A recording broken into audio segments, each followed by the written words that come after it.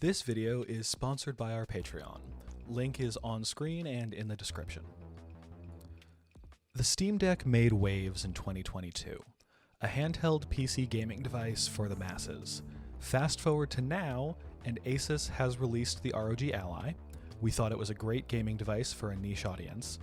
The Lenovo LegionGo, henceforth known as the Legion, is the next entrant into this space with the Z1 series of chips.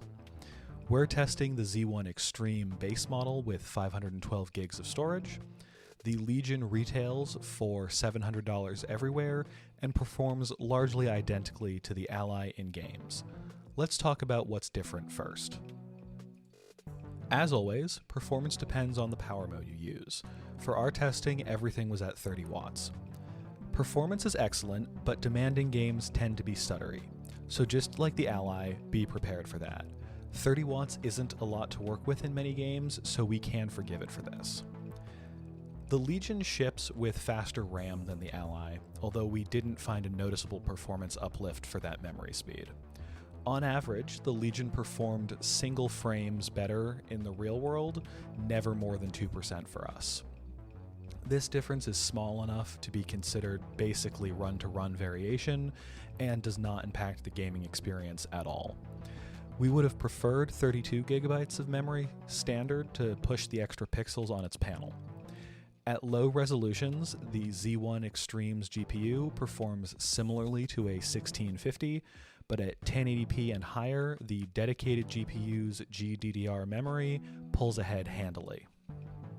The LegionGo ships with an 8.8-inch 1600p IPS 10-point touch display with a 144Hz refresh rate. The screen covers 97% of the DCI P3 color space and has a 16:10 aspect ratio. The display looks quite a bit better than the Ally, especially for videos and other content. It is natively a portrait panel, but this shouldn't affect most games. Games that are affected are often older, and even so, most have a fix implemented by the community. You will likely have to use FSR to reach your desired frame rate targets in modern games at this refresh rate, but having those extra pixels sure does look great in older titles that aren't as demanding. A noticeable omission from this excellent panel is any variable refresh rate tech. This is a significant omission despite what some may tell you. VRR syncs the display refresh rate to the refresh rate of the video source, smoothing out the image and reducing tearing. This is great on a device like this that is prone to extremely inconsistent frame rates and poor frame times. It would be nice to see and should be standard on a device like this. The OLED Steam Deck is a great comparison for the LegionGo, as it also has a gorgeous display, and you can find a comparison video linked below where CNET compares the two devices. In terms of inputs, the LegionGo has two USB Type-C Gen 4 ports with DisplayPort 1.4 and Power Delivery 3 support. The Ally has one, and we far prefer Lenovo's decision to include standardized ports. XG Mobile is a closed ecosystem, and we just generally prefer allowing users to use any external GPU they want, and we far prefer being able to plug in two things to our device. It also has dual microphones and a micro SD card reader, rounding out the selection of ports. For storage, it has a 512 gig PCIe Gen 4 NVMe M.2 2242 drive, which you can upgrade if you need more. The top-mounted power button is not a fingerprint sensor, which we do think is a downgrade from the Ally. Speaking of downgrades from the Ally, the speakers on the LegionGo are bad. They sound passable for most games, but the Ally sounds far better. If you plan on listening to music, bring headphones, you'll need them. One of our biggest gripes with the Ally is that it doesn't include a carrying case or built-in kickstand. The LegionGo ships with a kickstand to prop the device up, which is great for when you want to watch videos or play games, but you don't care to hold the device. Additionally, Asus wants $40 for a first-party carrying case, but Lenovo includes one in the box. The LegionGo uses Nintendo-style detachable controllers on each side, which can be used instead of a dedicated controller. For us, this makes the LegionGo a great travel companion. There's no need to bring a dedicated controller to use the device in most games, as the detached controllers do the job just fine. There are a couple of downsides, however. The thumbsticks do have a pretty significant dead zone, which hopefully Lenovo will fix in the future with an update to Legion Space. We also wish the select buttons weren't so low.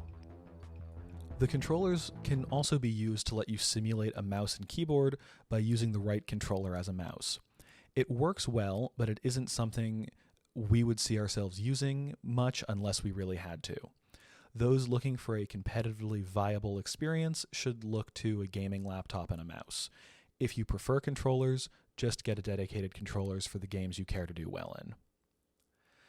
The LegionGo's right controller has a trackpad, which is helpful for using Windows in some games and scenarios where you don't want to fumble around with the touchscreen on Windows.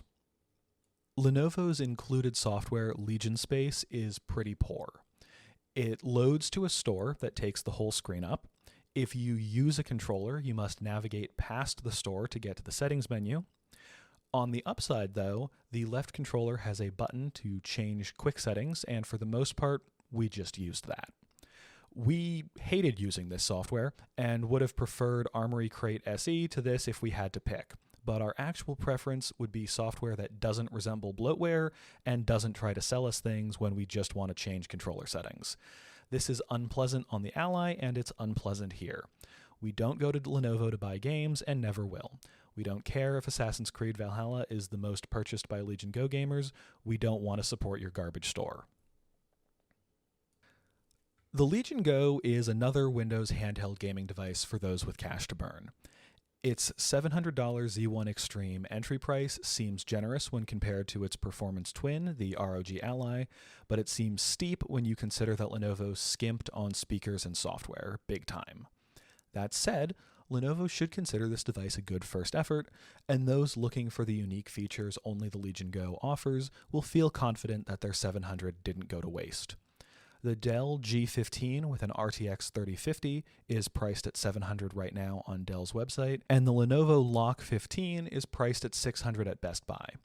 These entry-level laptops will dramatically outperform the LegionGo and provide a more well-rounded experience in other non-gaming tasks. They aren't as portable, but if you only have $700 to spend and want to game, a gaming laptop is the more suitable device. If you want to game on the go and understand that your experience will be limited, the LegionGo is a good device. If Lenovo adds VRR support, fixes the dead zones on their controllers, and builds on the solid foundation the Go provides, we think they have a winner on their hands. Thank you for watching. Support independent creators like us at the link down below.